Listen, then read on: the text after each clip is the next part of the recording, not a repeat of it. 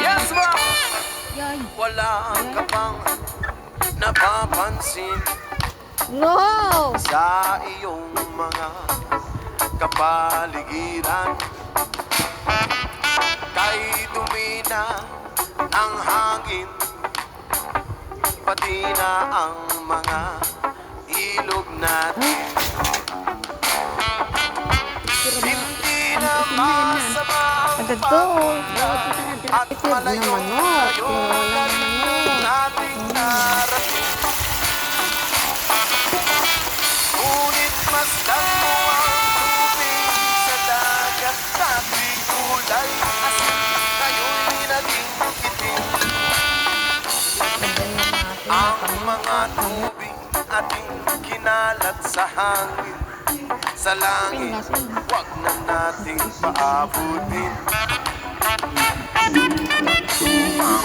Kung tayo'y pumanaw man sa sariwang hangin, sa langit natin matitikman.